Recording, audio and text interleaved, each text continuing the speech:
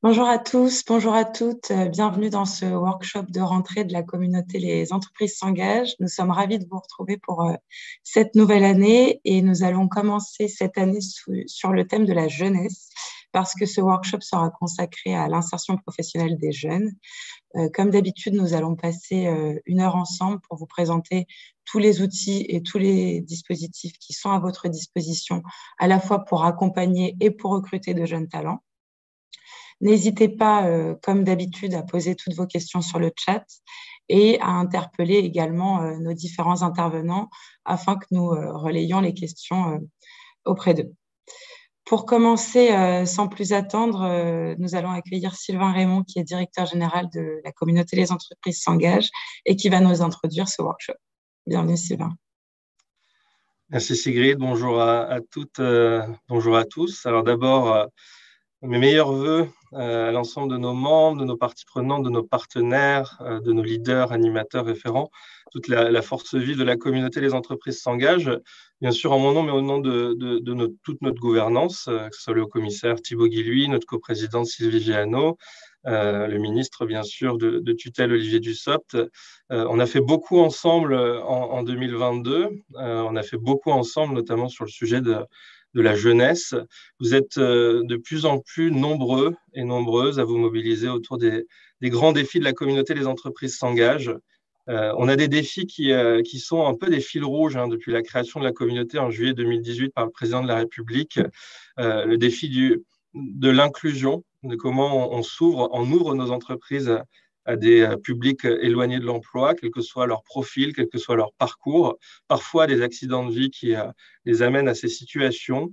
Et puis on a un fil rouge qui est bien sûr celui de la jeunesse, qui consiste à mieux préparer l'avenir et notamment avec ce plan Un jeune, une solution auquel vous avez toutes et tous été sensibilisés dans le cadre de vos engagements. Donc, merci à vous. Vous êtes maintenant 70 000 entreprises. Ça y est, on a passé ce chiffre, 70 000 entreprises engagées à prendre des engagements concrets sur ces dynamiques et en particulier sur le champ de la jeunesse.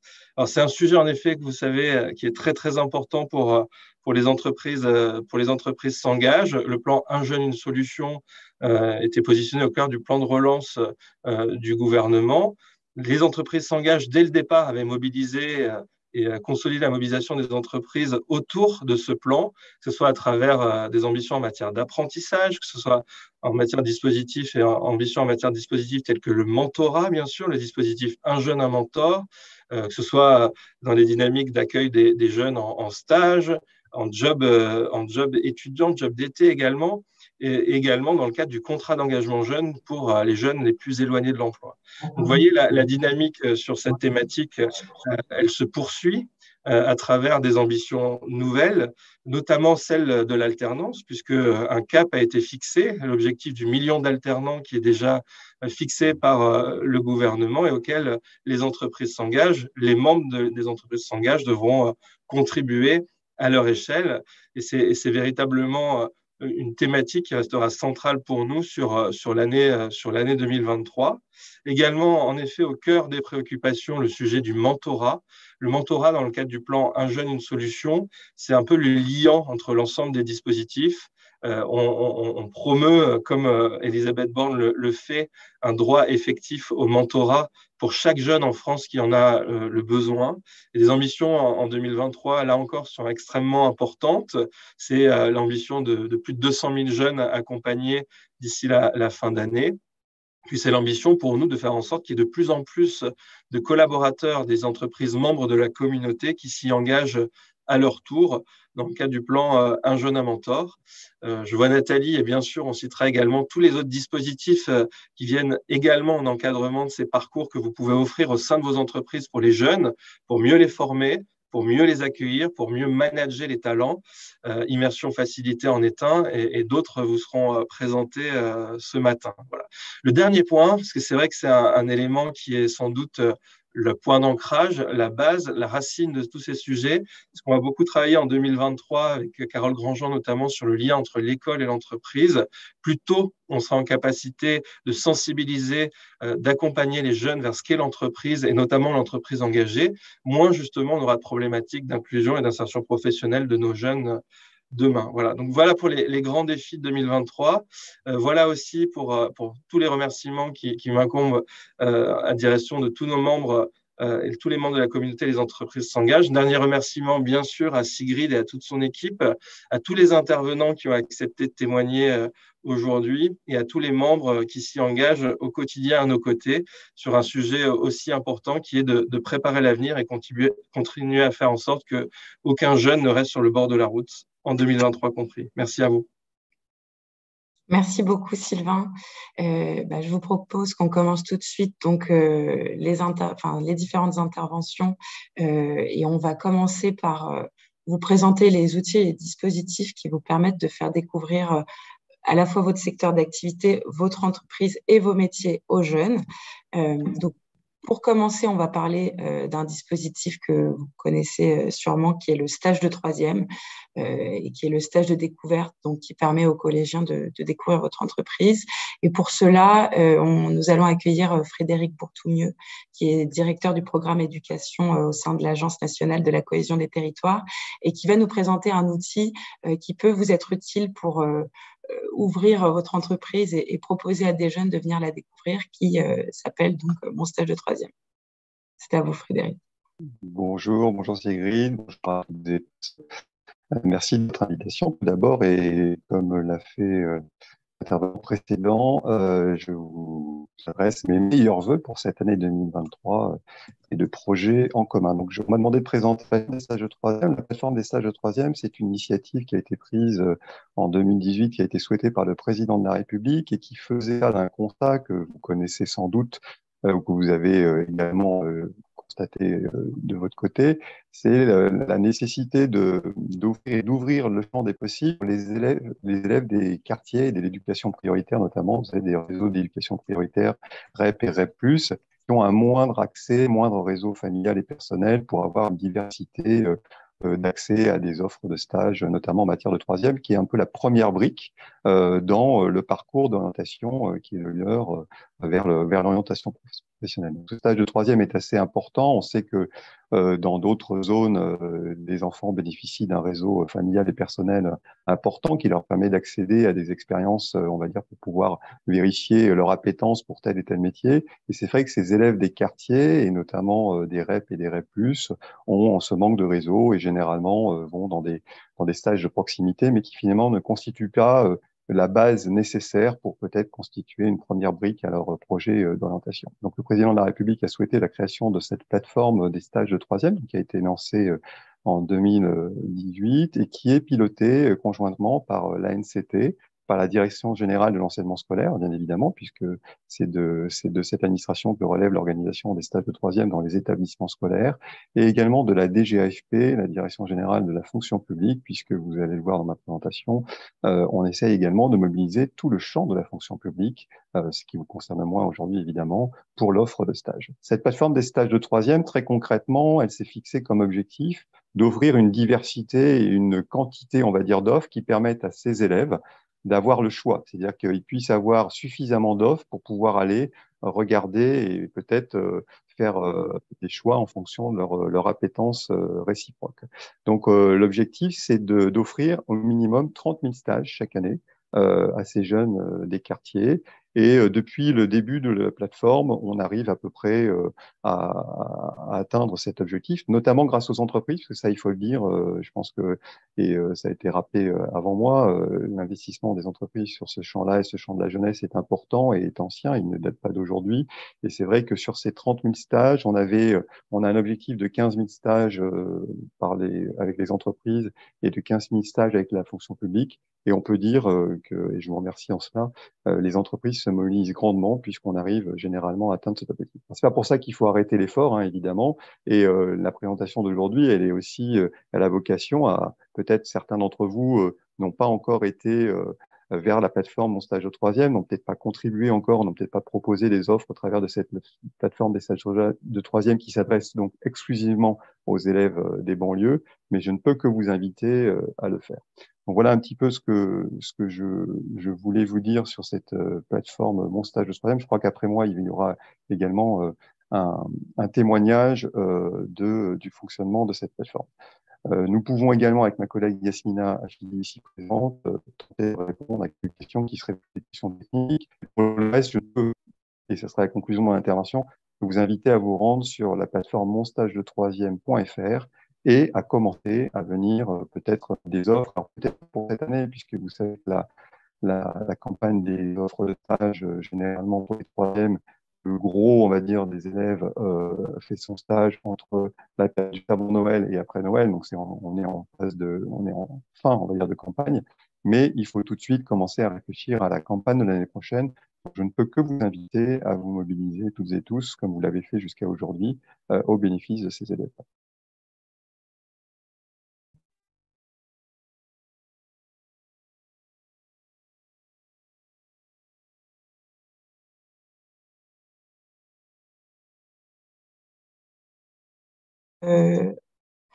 Merci beaucoup. Yasmina Afidi, peut-être qui travaille avec vous, si vous voulez nous dire un petit mot sur comment fonctionne concrètement la plateforme et comment les entreprises peuvent s'en emparer pour proposer des stages. Oui, bonjour à toutes et à tous, ravi d'être là parmi vous aujourd'hui. Effectivement, la plateforme de cours www.monstagedetroisième.fr vous permet de vous inscrire en tant qu'offreur pour déposer une offre. L'accueil peut être individuel ou collectif. Il faut savoir aussi qu'on est en mesure de vous accompagner. Donc vraiment, si vous avez besoin d'informations complémentaires, on fait aussi des présentations de la plateforme pas à pas. Donc vraiment, n'hésitez pas à nous contacter. Je pense que je vais peut-être laisser les coordonnées des personnes à contacter sur le chat. Ce sera beaucoup plus simple. Du coup, il y a toute une équipe aussi qui peut vraiment vous aider à organiser votre semaine de stage aussi, à vous accompagner sur le dépôt d'offres et toute une cellule de support vraiment qui vous accompagnera tout au long pour la gestion des candidatures, pour le dépôt d'offres et jusqu'à la convention dématérialisée. Du coup, la plateforme, au-delà du dépôt de l'offre, vous permet aussi d'aller jusqu'au bout de la partie administrative avec une signature aussi certifiée et dématérialisée sur la plateforme. On compte sur vous. Encore une fois, je rejoins les propos de Frédéric Bourtomieux. 30 000 offres de stage, c'est très bien, mais je pense que voilà, on peut tous faire un effort, principalement envers ces jeunes issus des quartiers prioritaires. Donc, n'hésitez vraiment pas à nous rejoindre dans cette démarche.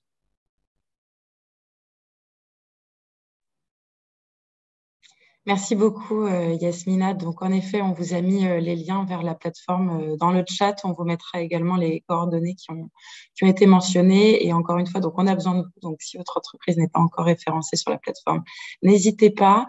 Pour illustrer peut-être le fonctionnement de la plateforme et puis l'accueil de stagiaires, nous allons accueillir Christophe Duro, qui est chargé de mission RSE chez BNP Paribas Finance et qui, il me semble, dont l'entreprise utilise déjà la plateforme et qui a pu accueillir des stagiaires.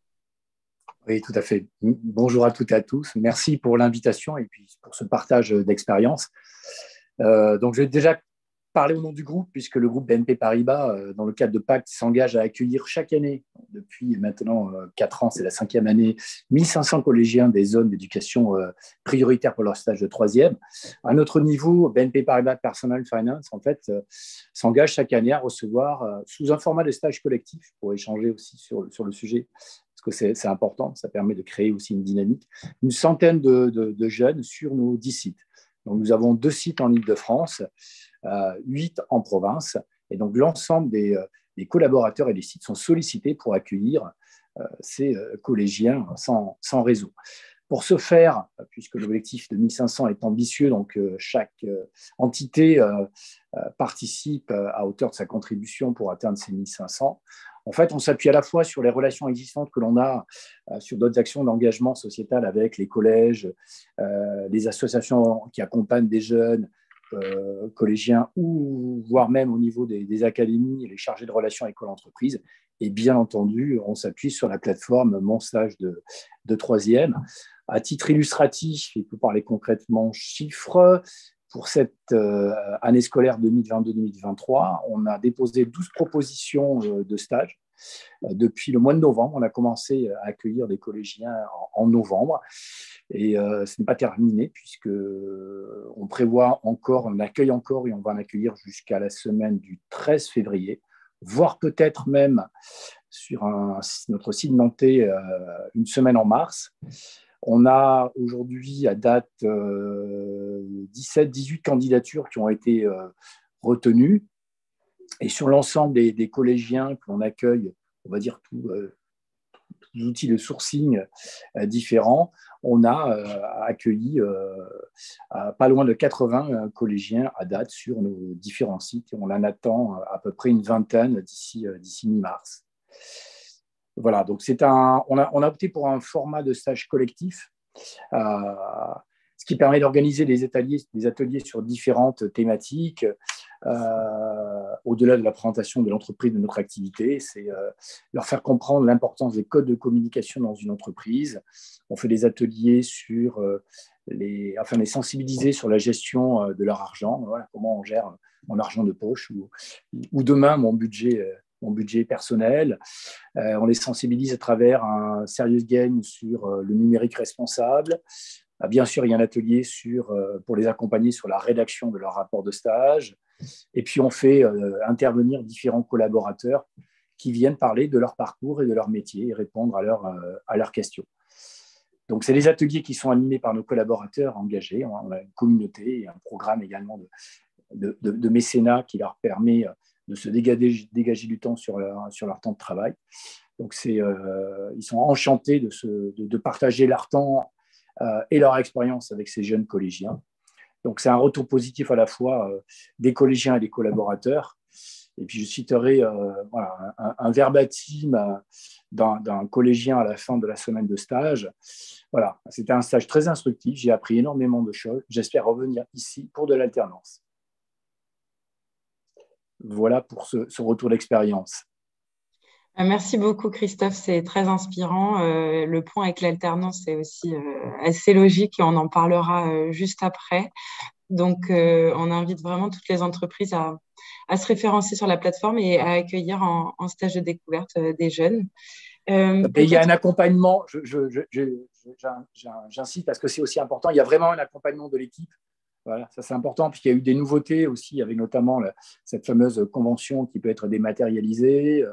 Les enseignants ne sont pas forcément toujours à l'aise avec, et vraiment, quand on vous sollicite, voilà, vous répondez présent. Donc ça, c'est important aussi. Super. Justement, je crois que la convention dématérialisée, c'était un des propos que Nathalie allait vous présenter tout de suite. Donc, pour continuer sur la thématique d'accueil des jeunes au sein de l'entreprise, on va parler d'un autre dispositif que vous connaissez peut-être, qui est l'immersion professionnelle, qui permet aussi d'accueillir des jeunes, mais plutôt des jeunes demandeurs d'emploi, au sein de son entreprise pour leur faire découvrir encore une fois vos métiers, votre entreprise, vos secteurs d'activité. Donc, pour vous présenter ce dispositif, on va donner la parole tout de suite à Nathalie Rehr, qui est la chef de projet de la plateforme Immersion Facilité et qui va vous la présenter en quelques mots. Bonjour, merci beaucoup. Merci Sigrid pour cette introduction. Alors effectivement, l'immersion professionnelle, dans un jargon administratif du milieu de l'emploi, c'est la PMSMP, dont vous avez peut-être déjà entendu parler, est destinée à tout jeune dès lors qu'il n'est plus scolarisé. Et en fait, les jeunes, tant qu'ils sont scolarisés, il y a effectivement le stage de troisième et vous avez aussi un autre stage qui s'appelle le mini-stage, avec une convention qui est portée par les CCI et qui permet à des jeunes qui sont encore scolarisés de pouvoir continuer un peu cette découverte des entreprises sous des formats courts d'une semaine. Donc, je vous le dis parce que vous pouvez peut-être être interpellé par des jeunes qui sont encore scolarisés et qui veulent pouvoir faire des stages de découverte chez vous en entreprise. Et il y a cette solution qui existe et qui n'est pas encore très, très connue, puisqu'il y avait 12 000 mini-stages qui ont été faits l'année dernière. Et on va travailler d'ailleurs dans le cadre d'immersion facilitée avec les CCI pour mieux rendre visible également ce dispositif. Et l'immersion professionnelle, c'est tout jeune qui n'est plus scolarisé et qui commence à construire un projet de construction, un projet professionnel, un projet vers l'emploi, ou qui a déjà bien consolidé son projet et qui cherche un emploi. Et donc, c'est une excellente manière de découvrir sur une période relativement courte, donc ça peut être de 1 jour jusqu'à 1 mois, de découvrir un métier et une équipe qui travaille in situ en conditions réelles. Ça vous permet, vous aussi, en tant qu'entreprise, d'accueillir des jeunes. Et comme le disait très bien notre témoin de BNP, c'est une manière aussi de souder un collectif autour de l'accueil de jeunes qui… On peut avoir une moyenne d'âge un peu plus élevée dans l'entreprise et accueillir des jeunes, c'est un coup de jeune, c'est un regard différent. Et ça peut être aussi vraiment très, très dynamique pour l'ensemble de l'équipe. Alors, immersion facilitée, l'immersion professionnelle, en fait, c'est une étude qui avait été lancée par Pôle emploi. Toutes les entreprises qui l'utilisent, ce dispositif, le recommandent largement, puisque 9 sur 10 sont prêtes à le recommander à d'autres entreprises. Nous avons conçu, nous, une plateforme qui s'appelle Immersion Facilitée et exactement comme la plateforme de Mon Stage de troisième, l'idée, c'est de faciliter la vie de tout le monde. Donc, l'idée, c'est de permettre aux entreprises qui veulent accueillir en immersion de se positionner et d'avoir une visibilité. Ce qui permet à des jeunes et à des moins jeunes, parce que c'est tout public, mais ce qui permet à des personnes qui n'ont pas de réseau de découvrir facilement des entreprises qui sont prêtes à les accueillir. Car c'est parfois, enfin c'est même souvent, la difficulté majeure pour pouvoir faire une découverte en entreprise, c'est de connaître les entreprises qui sont prêtes à accueillir. Donc aujourd'hui, nous avons 37 000 entreprises qui sont connectées, qui sont référencées, qui offrent le double, 70 000 terrains de stage. Grâce à cette visibilité, on commence à engranger beaucoup d'activités sur cette plateforme puisque nous avons 47 000 mises en relation qui ont été initiées sur la plateforme depuis le mois de mai de l'année dernière. Donc, c'est une progression qui va constante. Et derrière, nous avons aujourd'hui 10 000 conventions d'immersion qui ont été validées et qui sont réalisées. Alors, sur les moins de 26 ans, en fait, on en a… C'est à peu près un tiers, une plus grosse majorité qui sont vraiment là pour découvrir pour la première fois un métier, mais nous en avons quand même 27% qui permettent d'initier un recrutement. Donc, c'est vraiment des solutions de découverte réciproque qui peuvent déboucher rapidement sur un recrutement et qui, si elles ne débouchent pas rapidement sur un recrutement, permettent de confirmer vraiment un parcours professionnel et d'enclencher après une dynamique vers une action de formation qui permettra ensuite aux jeunes de pouvoir s'insérer beaucoup plus rapidement dans le marché du travail.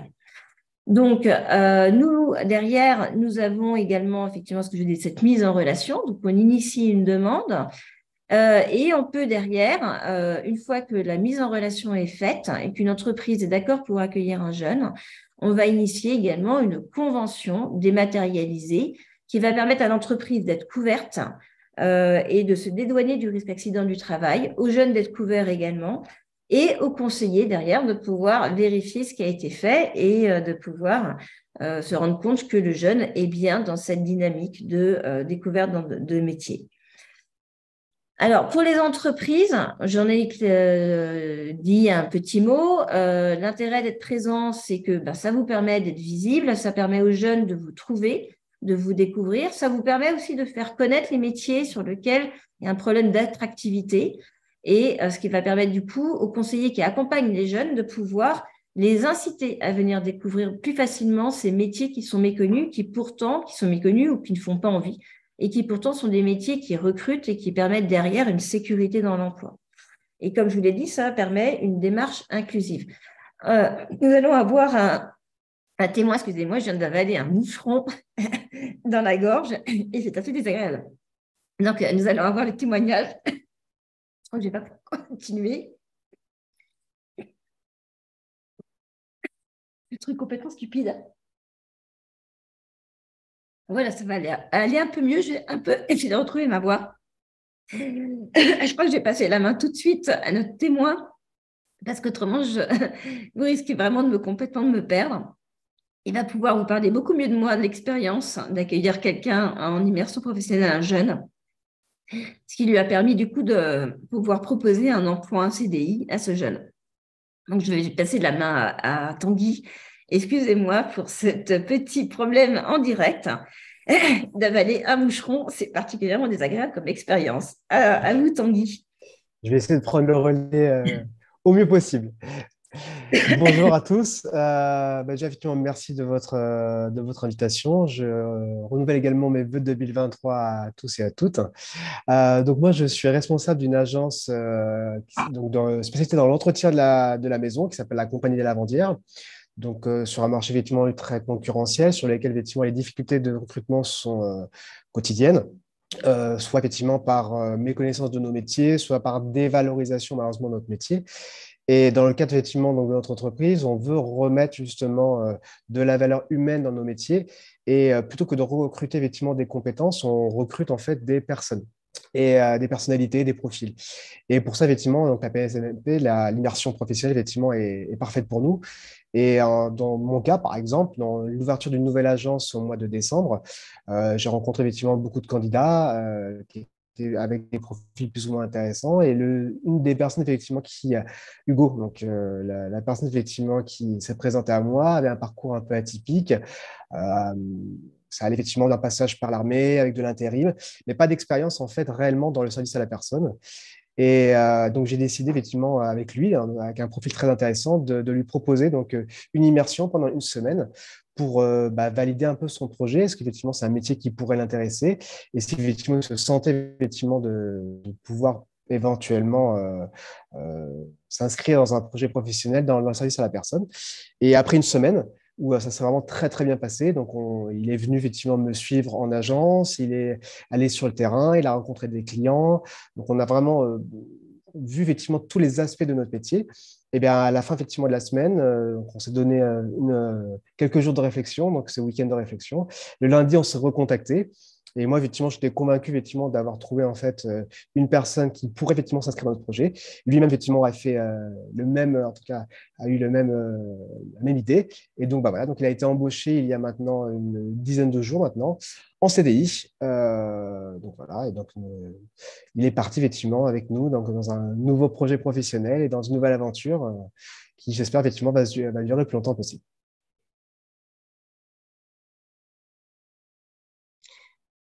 Merci beaucoup Tanguy pour ce témoignage et cette illustration. Et merci aussi Nathalie pour la présentation du dispositif. Je vois dans le chat que vous êtes nombreux déjà à utiliser l'immersion professionnelle et comme Tanguy a pu nous l'illustrer aujourd'hui, c'est vraiment un outil qui vous permet d'identifier de nouveaux talents et de recruter différemment en les accueillant directement avec vos équipes sur vos sites.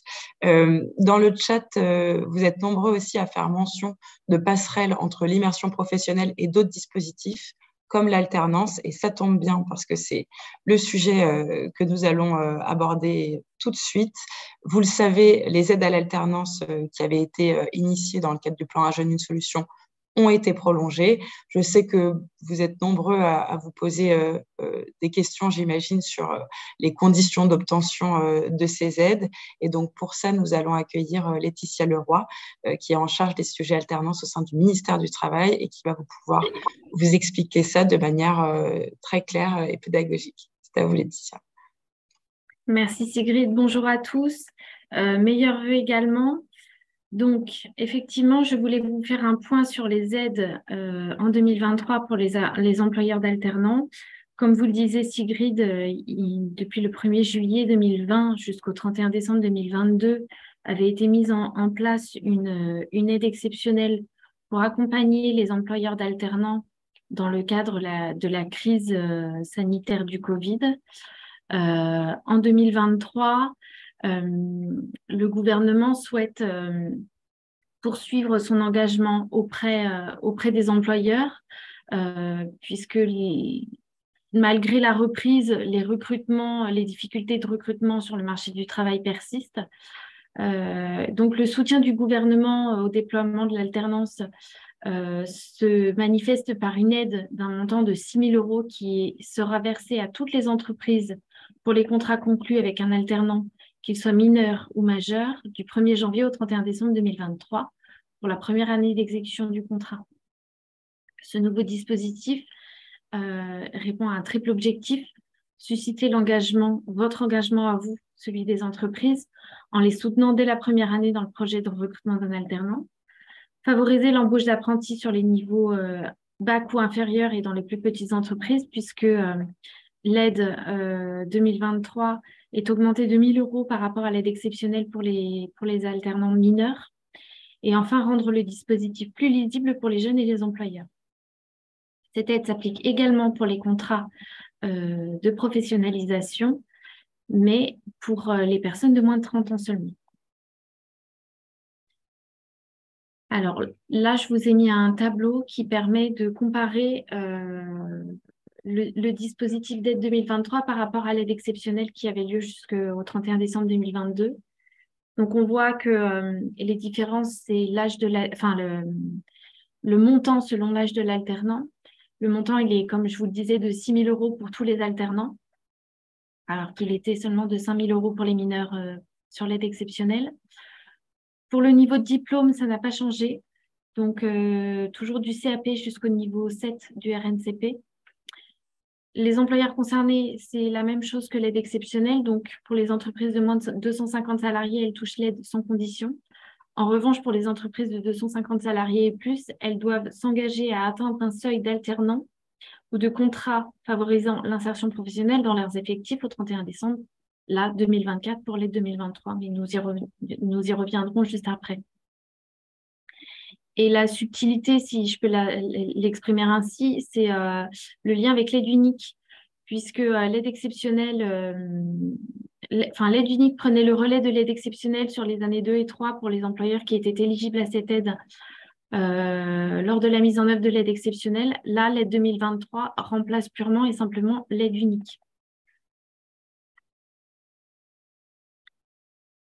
Pour les personnes en situation de handicap, l'aide 2023 concerne tous les apprentis en situation de handicap, quel que soit leur âge, donc même ceux qui concluent un contrat d'apprentissage de manière dérogatoire au-delà de 30 ans.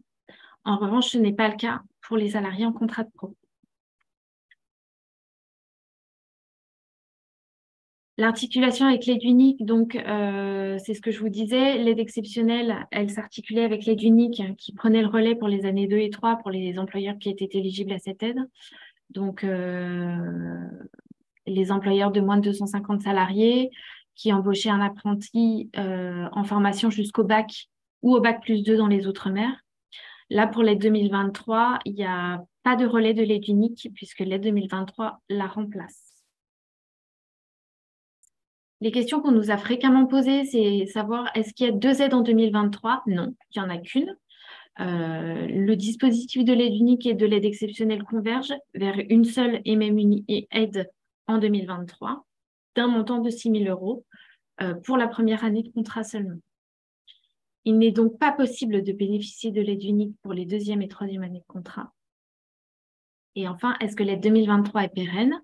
Alors, le président de la République a annoncé il y a quelques semaines que l'aide de 6 000 € pour l'embauche d'alternants serait prolongée jusqu'à la fin du quinquennat, donc en 2027. En revanche, on attend encore les arbitrages pour les modalités précises de mise en œuvre de l'aide au-delà de l'année 2023.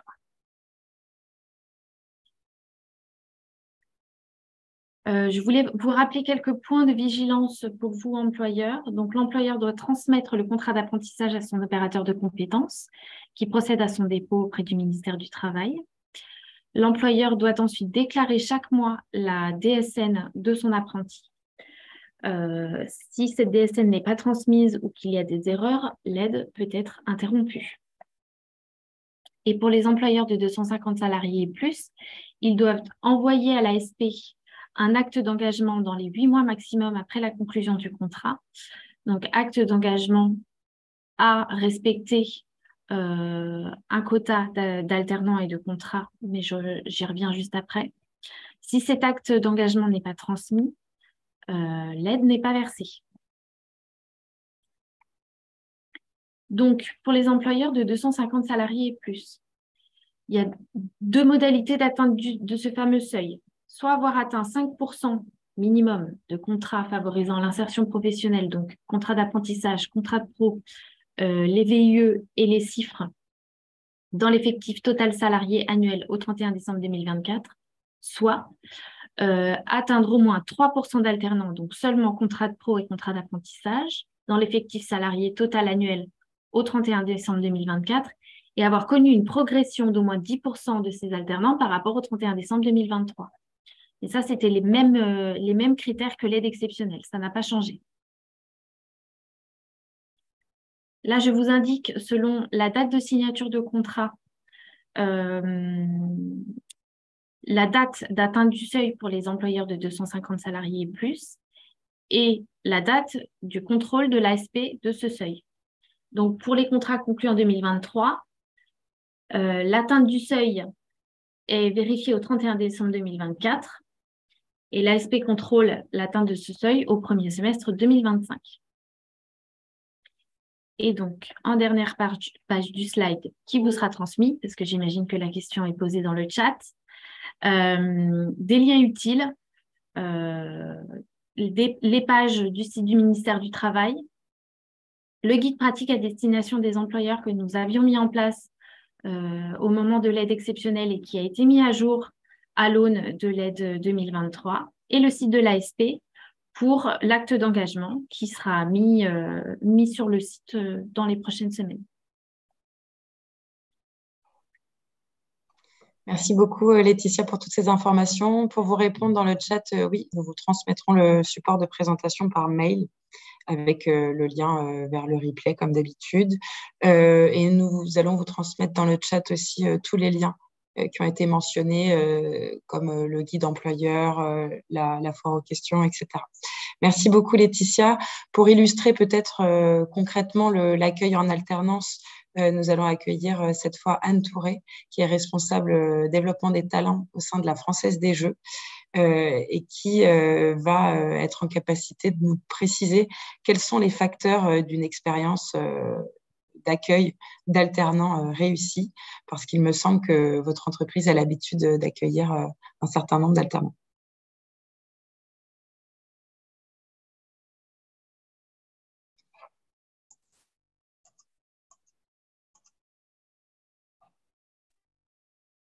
Bonjour à tous, est-ce que vous m'entendez? Cette fois-ci, oui. Donc, désolée, je pense que j'ai des petits soucis encore de connexion à la plateforme. Donc, je suis en mode hybride, téléphone, PC. Voilà. Bonjour à tous et merci de m'accueillir. Meilleurs vœux aussi à tout le monde. Donc, effectivement, je suis responsable développement des talents au sein du groupe Française des Jeux. Et c'est vrai que c'est particulièrement intéressant de partager avec vous l'expérience en alternance. Puisque d'ailleurs notre direction des ressources humaines nous s'appelle la direction expérience collaborateur et transformation, et on a donc vraiment porté une attention particulière à la manière dont l'alternance se déroulait au sein du groupe. Je vais aller très vite sur les chiffres, mais c'est pour donner quelques repères. En fait, on est un groupe de 2700 personnes à la Française des Jeux. On a réalisé plus de 1000 recrutements ces 3 dernières années, dont un quart concerne des jeunes de moins de 26 ans. Donc, c'est quand même une politique de recrutement assez soutenue. Et on va, dans le cadre de cette politique de recrutement, justement, s'appuyer aussi sur l'alternance. Et ça permet justement de soutenir l'emploi des jeunes. Et on est passé en quelques années à une centaine d'alternants, ce qui représentait 5% du taux d'emploi au sein du groupe, à plus récemment, en 2022, finalement 200 alternants, ce qui représente plus de 8% de taux d'apprentis. Donc, on a fait vraiment on a utilisé beaucoup de leviers pour progresser ces dernières années. Et là, ce que je voulais témoigner et partager avec vous, c'était quels sont finalement les facteurs qui font que l'expérience d'alternance se passe bien. Et j'en ai identifié 4, puisqu'on n'a pas forcément beaucoup de temps à partager avec vous. Je ne pense pas que ça vous étonnera, mais le premier point, c'est vraiment du bon sens finalement. C'est d'avoir finalement de bien cadrer la mission. Nous, on communique beaucoup auprès des managers pour qu'ils travaillent bien sur cette définition de mission, puisque les alternants sont là pour se développer, pour apprendre. Donc l'idée, c'est d'avoir à la fois des missions qui leur permettent justement de développer leurs compétences, et donc de leur confier des missions qui soient quand même intéressantes, qui soient variées, sans non plus tomber dans l'écueil que peut-être vous connaissez, qui serait de considérer un alternant comme une ressource immédiatement opérationnelle, immédiatement autonome, puisque c'est pas le cas. On est vraiment là pour les accompagner. Donc il faut placer le curseur au bon endroit, et c'est vraiment quelque chose qui fait qu'à la fin de leur alternance, les jeunes, les étudiants, sont vraiment satisfaits et vraiment progressent dans leur parcours professionnel. C'est un élément fort de leur motivation en alternance, donc le contenu de la mission. Et je dirais le deuxième point, finalement, c'est justement le travail avec les tuteurs, avec les managers, puisque finalement, ça va être vraiment le partenaire quotidien de l'alternant. Et on a donc mis en place depuis quelques années des formations des tuteurs. Donc j'ai la chance en plus dans mon activité de couvrir la formation. Donc, on s'est rendu compte que c'était important aussi finalement de former, d'accompagner les tuteurs et les managers d'alternants. Alors il y a quelques années, c'était vraiment en mode, on faisait des ateliers en présentiel, on réunissait les managers, et depuis l'année dernière, on a même conçu un module digital en fait de formation, sensibilisation des tuteurs à l'alternance.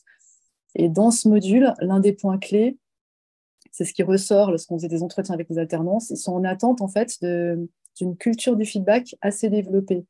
C'est-à-dire que ça dépend peut-être des entreprises dans lesquelles vous opérez, mais un alternant, un jeune, il a vraiment besoin de savoir où il en est, est-ce que la mission se passe bien, et donc de solliciter des feedbacks vis-à-vis de son tuteur, et d'en avoir de manière très régulière, et bien sûr des feedbacks constructifs, hein, l'idée c'est de les développer. Et souvent, finalement, ce qui ressortait, c'est que parfois, certains n'osaient pas trop demander et attendaient trop longtemps avant de manifester à leur RH, à leur tuteur, le fait que peut-être ça ne correspondait pas exactement à leur attente ou qu'ils étaient en difficulté sur certains sujets. Et donc, sur cette dimension feedback, c'est vraiment un sujet qu'on travaille et qui est l'une des clés, finalement, de l'expérience en alternance. Le troisième point, et ça rejoint complètement ce qui a été partagé déjà sur l'accueil des stages de troisième, par exemple, c'est l'intégration. Et c'est donc l'accueil, les premiers jours d'arrivée, l'intégration et la création aussi d'une communauté d'alternants. Donc, on organise des sessions d'onboarding qui sont dédiées, qui sont vraiment dédiées aux alternants. Donc, il y a plusieurs dates, temps forts dans l'année où les alternants arrivent, et on fait des sessions spécifiques pour eux, pour les accueillir. Et on leur délivre des informations, j'allais dire peut-être plus synthétiques que ce qu'on ferait pour nos autres collaborateurs, mais aussi qui leur permettent très vite de savoir où avoir l'information. Donc, de leur donner des repères, de leur donner des ressources, pour leur donner une vue un peu d'ensemble, mais surtout leur donner des clés après pour aller vers les bonnes personnes, vers les bons sites internes, pour avoir des repères internes, et également faciliter la mise en relation entre eux, puisqu'ils apprécient aussi de partager leur expérience d'étudiants et d'alternants. Et ça crée vraiment un esprit un peu de promo, un esprit de communauté. Et je sais que parfois, sans que ce soit organisé par nous, voilà, ils organisent des after-work. Enfin, voilà, ça crée tout un lien aussi convivial au sein de ce groupe-là. Et je trouve aussi que l'intérêt, c'est que ça leur permet de créer aussi un début de réseau. C'est-à-dire que comme en fait, au sein du groupe, ils sont en alternance dans plusieurs métiers différents, ils sont vraiment partout dans le groupe, même dans leur mission ensuite opérationnelle, ça leur permet justement d'avoir déjà des contacts dans d'autres directions, dans d'autres métiers, et de créer aussi ce réseau, cet écosystème en interne. Et enfin, le dernier point qui est aussi ressorti comme étant un élément, un ingrédient fort d'une expérience en alternance réussie, ce qu'ils nous disent beaucoup, c'est que ce qui compte, c'est la qualité en fait, des relations humaines et du cadre de travail.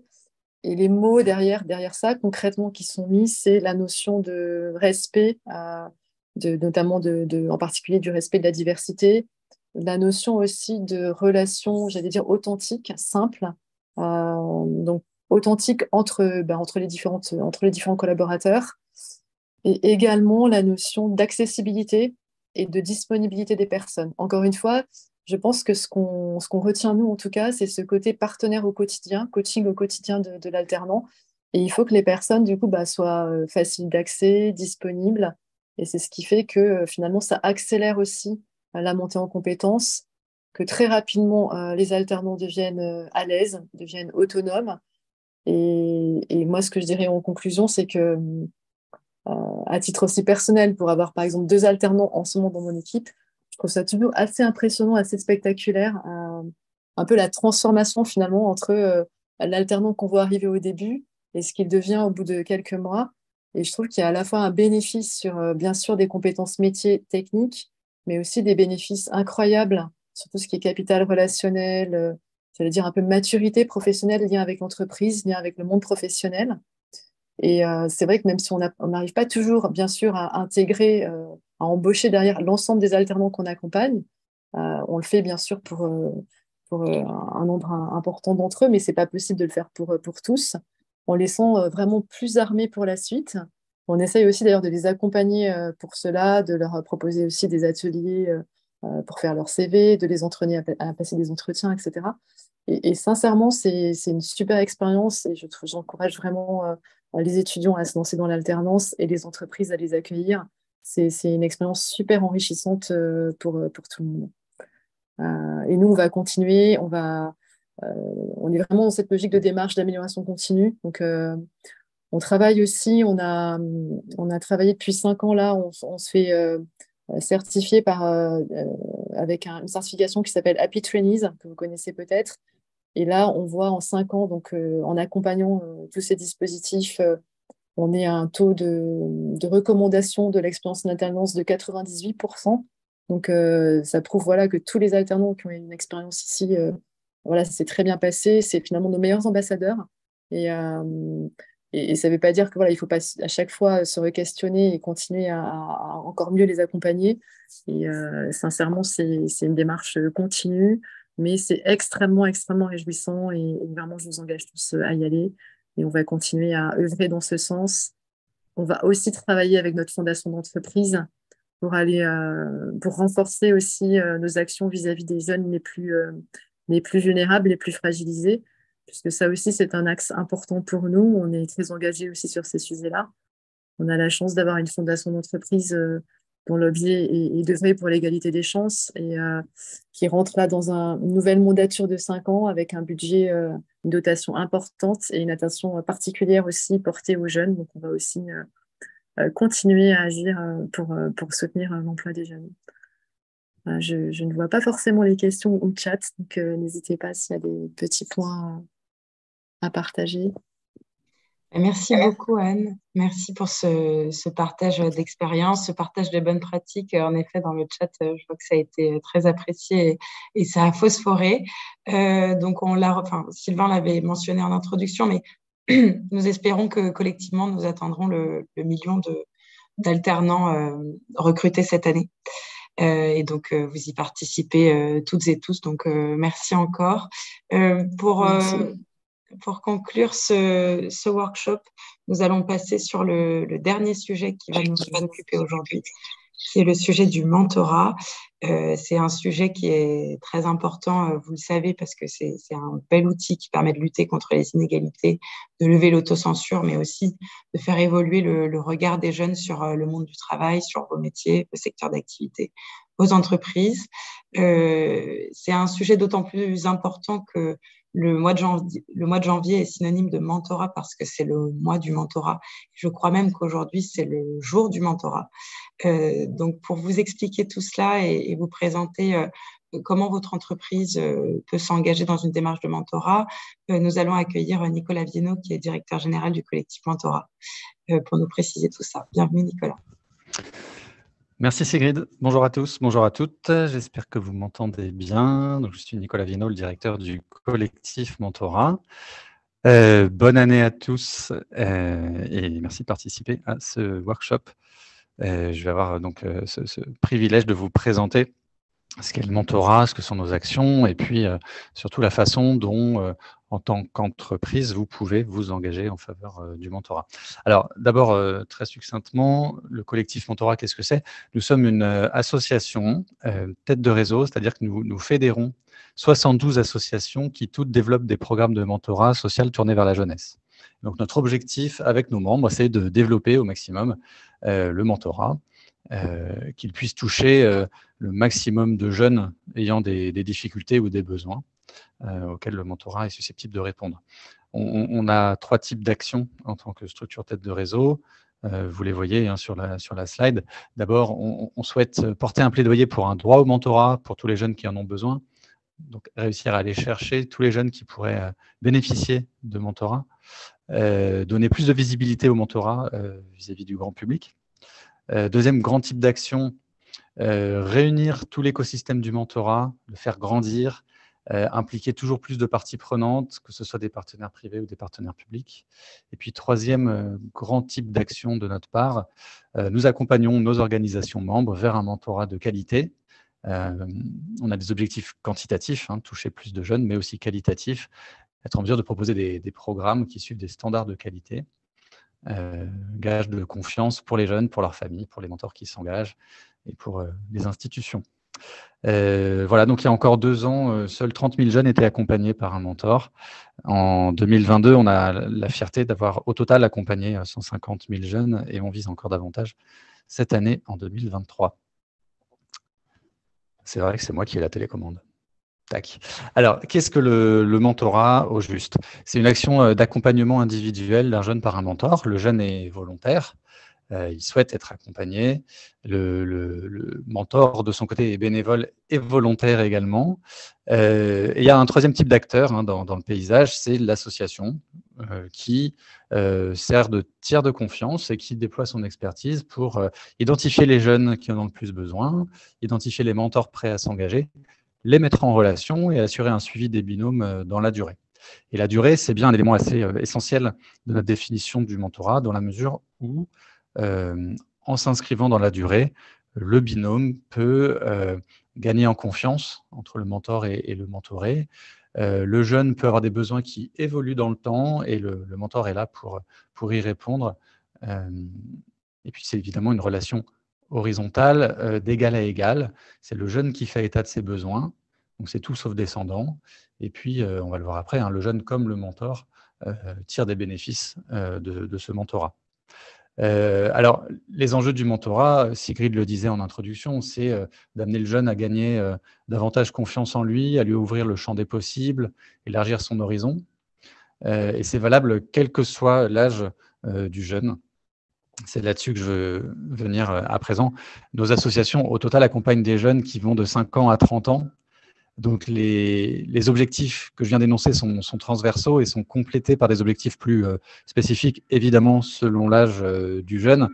Quand il s'agit d'un enfant en école primaire, là, il s'agira d'accompagner sa scolarité, de l'accompagner dans l'apprentissage de la lecture ou dans le maniement des chiffres, par exemple. Quand il s'agit de collégiens, de lycéens, le mentor pourra l'aider à réfléchir à son orientation, pourra l'aider à se confronter au dossier Parcoursup, par exemple. Et puis, quand il s'agit de jeunes adultes, puisqu'on va jusqu'à 30 ans, là, le mentor pourra être là pour lui faire découvrir le monde de l'entreprise, lui ouvrir les portes de son entreprise, lui faire part des codes de l'entreprise et ainsi faciliter son insertion dans le monde du travail. Voilà, donc nos associations accompagnent ce large spectre de jeunes. Et puis, il y a aussi des publics aux besoins plus spécifiques. Je peux citer les jeunes en situation de handicap, les jeunes réfugiés, les jeunes qui viennent de milieux ruraux, les jeunes qui viennent de quartiers prioritaires de la ville, les jeunes sortant de prison.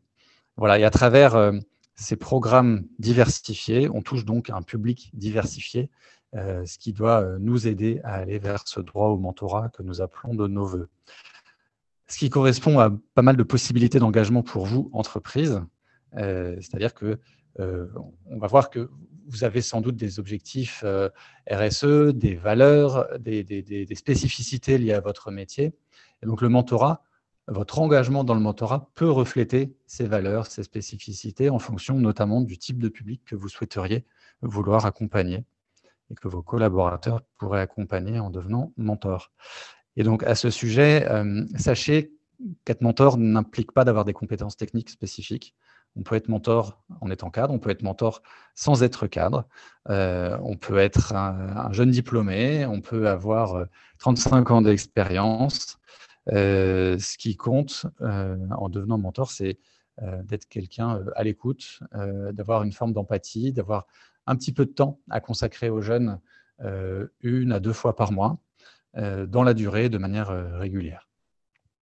Peut-être un petit mot sur les modalités d'accompagnement d'une association à l'autre.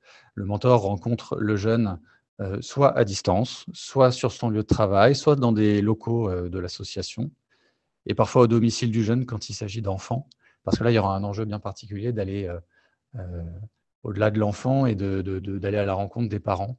Il y a des enjeux de parentalité autour du mentorat quand il s'agit des plus jeunes.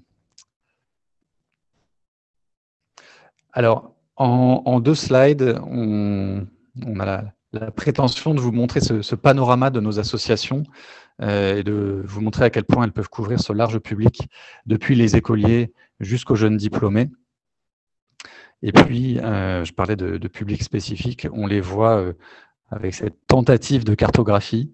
Voilà, on voit qu'on a des associations qui accompagnent des jeunes ayant des projets entrepreneuriaux, je ne les avais pas encore cités, des jeunes qui sont pris en charge par l'aide sociale à l'enfance, pareil, je n'avais pas encore cité cette particularité, et puis bien sûr des publics éloignés de l'emploi. Alors, une fois qu'on a dit ça, en quoi c'est susceptible de vous intéresser, vous, entreprise? Moi, mon propos, c'est de vous convaincre que le mentorat, c'est gagnant à la fois pour le jeune, cela va de soi, mais aussi pour le mentor à titre individuel, mais aussi pour l'entreprise en tant qu'organisation.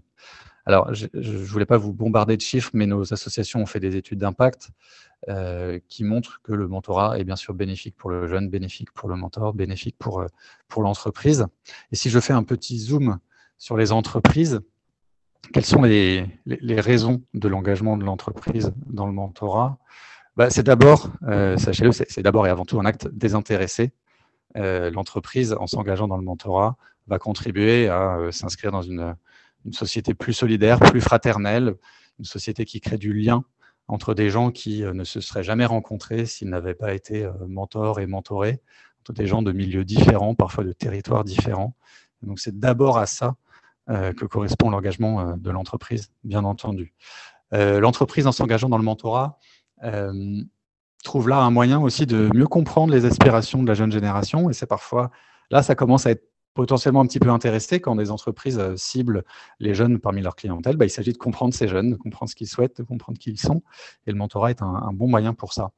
Le mentorat, c'est aussi une réponse à une démarche RSE de l'entreprise, bien entendu. C'est une réponse potentiellement à la volonté de créer une marque employeur, donc c'est une réponse à des enjeux RH également, et on insiste beaucoup et de plus en plus sur les compétences, les soft skills que peuvent acquérir les mentors, les collaborateurs en devenant mentors. Je l'ai dit, des capacités d'écoute, d'empathie, d'adaptabilité, de la curiosité, que les entreprises cherchent à valoriser, et on est là pour les valoriser et les reconnaître avec elles. Et pour les collaborateurs, c'est pareil, le mentorat, c'est d'abord et avant tout un acte désintéressé, la possibilité d'accompagner un jeune dans la durée pour favoriser son épanouissement personnel et professionnel. Un moyen d'être utile pour le territoire, parce que bien souvent, l'entreprise est inscrite, ancrée dans son territoire, et en accompagnant un jeune qui est dans le même bassin d'emploi, on contribue à l'animation de ce bassin d'emploi et potentiellement à l'attractivité du territoire.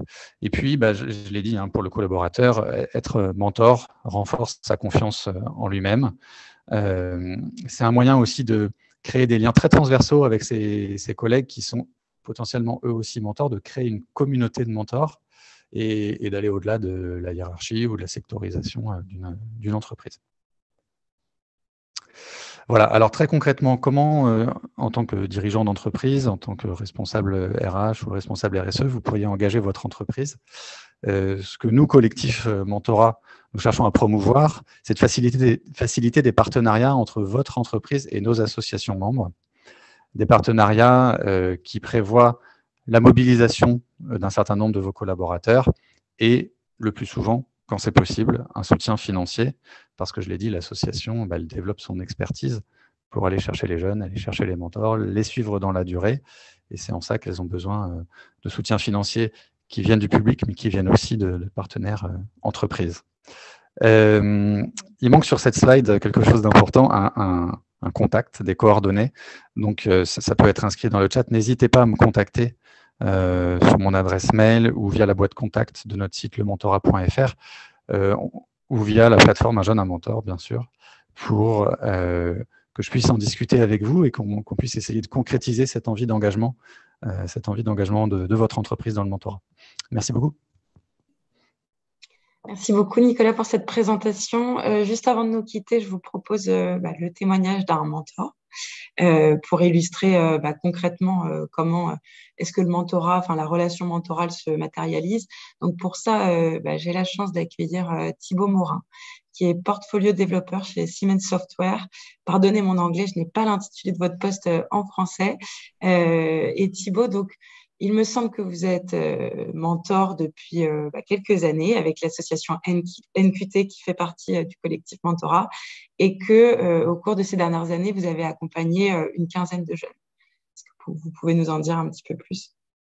C'est ça. Merci Cyril pour l'introduction. Effectivement, moi je suis mentor chez NQT depuis 3 ans et je suis à peu près entre 4 et 5 jeunes par an. Donc c'est vrai que ça en fait une quinzaine aujourd'hui. Donc NQT, c'est anciennement nos quartiers du talent. La spécificité de cette association, c'est effectivement de vouloir aider les jeunes diplômés. Donc il faut avoir plus d'un bac+3 pour être mentoré chez NQT et avoir des difficultés de recherche, soit de son premier contrat de travail, on va dire standard, ou même en alternance. Et donc la durée du mentorat chez NQT, alors moi c'est mon challenge à moi je veux que ça dure à peu près 3 mois, c'est-à-dire entre l'introduction effectivement et le début du mentorat et le fait que le jeune ait obtenu alors soit son contrat de travail, soit son contrat d'alternance, mais il n'y a pas forcément de durée définie. Moi j'essaie de garder cette durée que je m'impose, et après à la fin de ce contrat de mentorat, j'ai toujours des relations avec les jeunes que j'ai suivis qui demandent des conseils après au cours de leur expérience professionnelle. Moi, ce qui m'a motivé à devenir mentor, c'est que dans mon parcours professionnel, en fait, des professionnels justement ont été des exemples et m'ont aidé en fait dans mon parcours, et j'avais envie réellement de renvoyer l'ascenseur auprès des jeunes.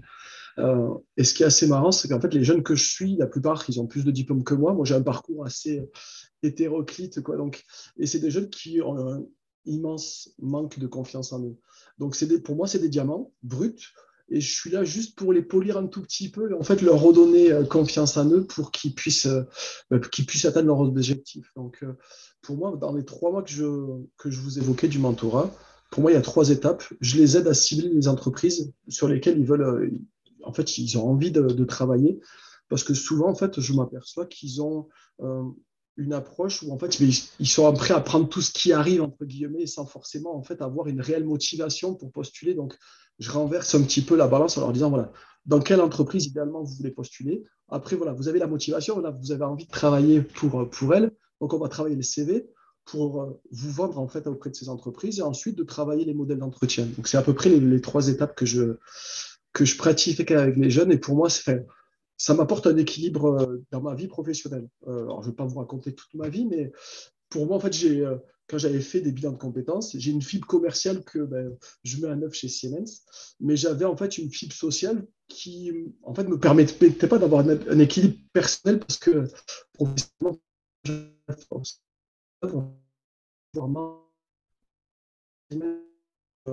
j'ai des heures dédiées aux entreprises.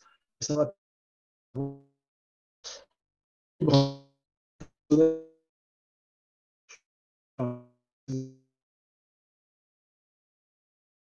Moi, j'ai 40 ans.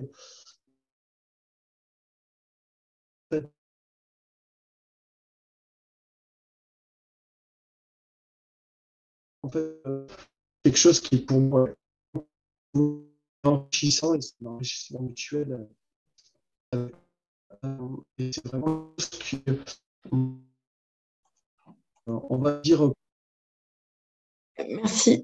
Merci beaucoup Thibaut pour votre témoignage. Je suis désolée, j'ai dû couper parce qu'on avait un petit problème son de votre côté. Donc, il y avait pas mal de coupures, on n'entendait plus grand-chose. Mais merci en tout cas pour ce témoignage. C'est très instructif, très inspirant, je pense, pour tout le monde. Et je ne peux que vous encourager toutes et tous à vous engager en tant que mentor et en tant qu'entreprise, bien sûr, à faciliter cet engagement auprès de vos collaborateurs.